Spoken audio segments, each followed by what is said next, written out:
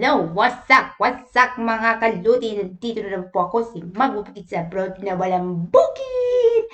So, kung bago ka pa lang po sa channel ko, huwag ka muna mag-subscribe ngayon. Panoorin mo muna ito. Ito po ay isang controversial na aking sinusundan ng si Super Tekla.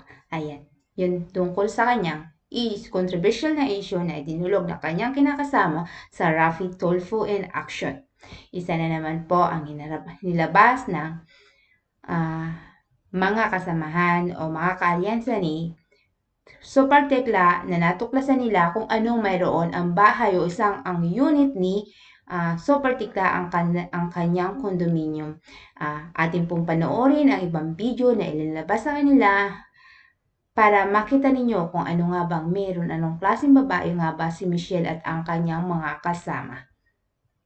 Watch this video, guys. Tignan niyo naman po kung gaano kapuno yung basurahan. Siguro, for ilang araw na yan, at may mga siguro na nagsimang siguro talaga sila. Nag-celebrate sila sa pinuntahan sila siguro. Ayan, so may walis. Lahat ng walis nandito, ting-ting, tambo, ganyan. At saka yung mga basahan. So dito tayo, ito yung, nagpunta tayo dito yung kusina. Medyo mas maayos ng konti. Pero ngayon talaga, ayan guys, nakita nyo naman ang mga basura, kung kaano para silang isang linggo na hindi naglilinis, nagtatapon ba lang ng mga basura at ang kanilang mga pinagkainan basta lang nagtambak na iniwan nila. Ayan, kitang-kita naman po sa video ni Donnie Tekla team. Ayan, ang tandem nila na inilabas nila kani-kanina lang na talagang kung gaano kadumi ang bahay na iniwan ng kinakasama ni Tekla. Yan, sabi nga, nakatira ka nga sa isang kondo, pero ang loob naman ay parang basurahan. Yan. Pagpatuloy po natin ang panonood. mas magulo siya. Kita niyo naman po lahat. Ayan, nakita niyo naman. So, hindi ginalaw ni Tekla. Kasi sa kanya huwag mong galaw para makita ng mga kita niyo naman po.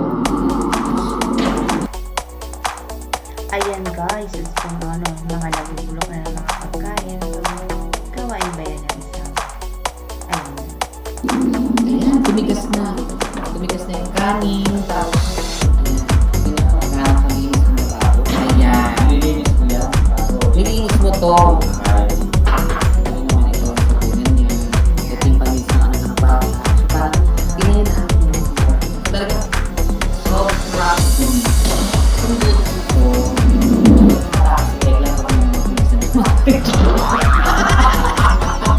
charot lang. Anyway. Ayan. Ito lang sa dalawa nito ako. Ayan guys, pag master mo yung kutsara, lalagyan ng kutsara na nakalagay na katabi siya. Marami na tulong ng tubig siya. Marami pang mga kalitan. Kung walang yung malinis lamang siya kung matindi. Fully furnished mo siya nung nilipatan. Ngayon, Ayan po, makikita ninyo yung mga ibang mga pinagkainan nila na basta nila iniwanan sa ayan, pagkaito nila to, pinakainan nila to, Ayan! Oh my God. Diyos ko. Sa totoo lang po may amoy. ayan po.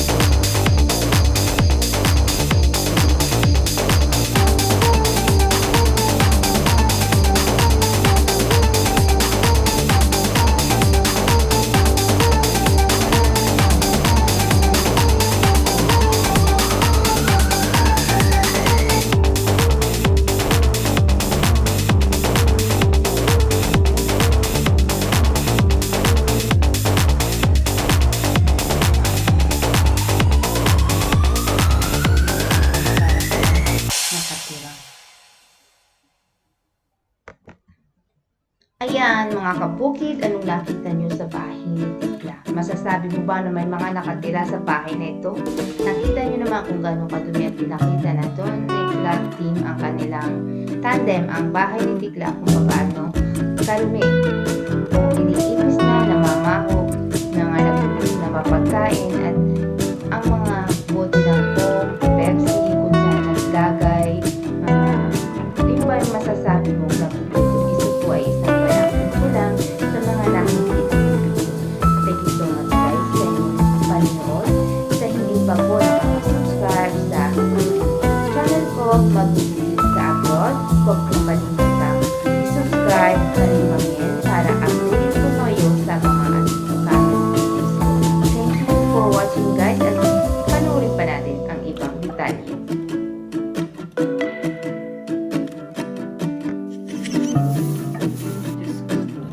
Yeah! Tika! Oh!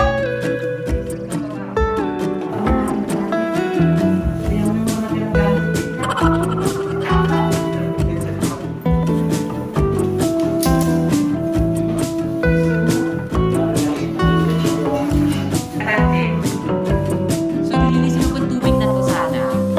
Pero nakita nyo, yellow. Hindi, yellow na pala to. Ayan, yellow siya. So, nag-yellow yung yellow, diba? Parang nag-freezer na ito. Gusto ko din lang. So, i-defrost muna natin ito. So, ito yung tubig.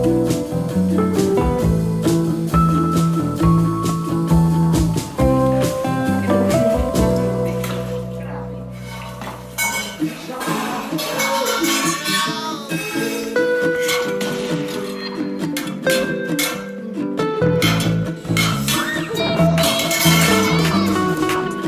Tumigas na po yung